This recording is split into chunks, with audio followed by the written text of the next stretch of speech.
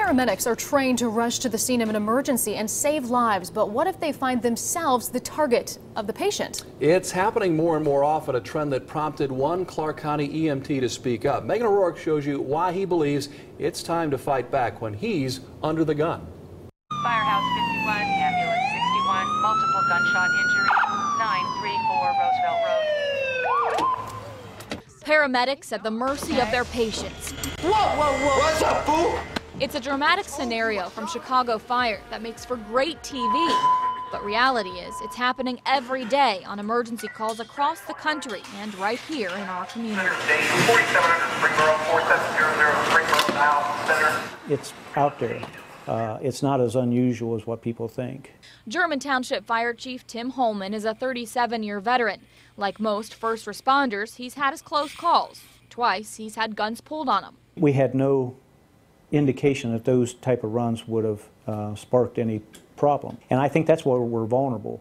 Holman recently hosted a seminar at the EMS World Expo in Las Vegas called, "Is it time to arm our EMTs?" He says the answer is simple, yes. When we go into a fire, we're fairly well protected. We've got equipment on that's going to protect our breathing. And we've got turnout gear that's going to protect us to a certain temperature. So we do have protection there. I make sure that they're safe when they go to a fire, but I can't guarantee that safety when they go to an EMS run. And that's a big problem.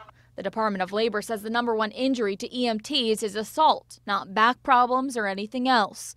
And 52% of all EMTs in the field today have been assaulted on the job at some point in time. Holman, a carried conceal owner, thinks arming his paramedics could prevent a lot of attacks in the future.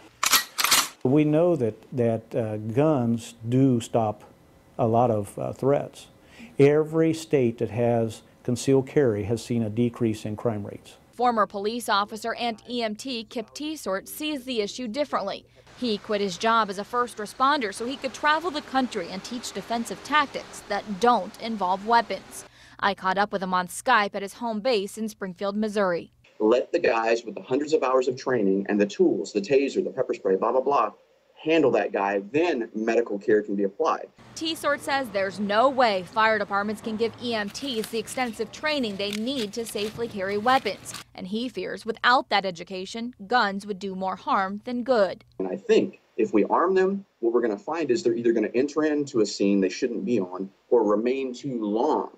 Instead, Teesort says he thinks the focus should be on teaching first responders how to identify dangerous situations and people. Because they were called, they're feeling compelled it's a patient, and they're getting attacked by a person they're trying to restrain that they shouldn't be restrained. And Teesort says in that case, there are two solutions. You want to make it even cheaper and safer and lessen liability? Hire an off-duty cop to ride shotgun. And so he rides in on all the calls. Or train one person to be nothing but the safety security guy on the scene. That's it. It's a costly option, one that not everyone agrees with, including Philip Molliver, the spokesman for Ohioans for Concealed Carry. By Skype from Cleveland, he told me there are lots of responsible gun owners who shouldn't have to rely on anyone else for protection. I don't see how we can deprive a first responder of the same right to protect themselves that any law-abiding citizen in Ohio has. Look, the world is not getting any safer. It's a sad and difficult fact to face, but it's true. And that's why folks on both sides of the issue agree changes need to be made before more lives are lost. And while having the conversation is a good start, a permanent solution can't come soon enough. I think we need to be prepared. I don't want to be in a situation and say, gee, we should have taken that more seriously and probably done something about that a long time ago, and maybe we could have saved some EMTs. I don't want that. Now, changing the law won't be easy or fast. In German Township, the trustees would have to alter the current policy that forbids public employees from carrying guns on the job. So it's up to local government to permit EMTs to have a weapon.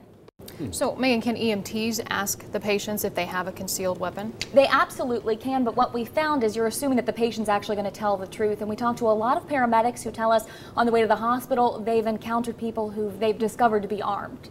So it's a risk they're taking. But 52% of EMTs assaulted on the job. Striking numbers. I would have never guessed that number. All right, Megan, thank you. It's an important issue. Brings us to today's exclusive online poll.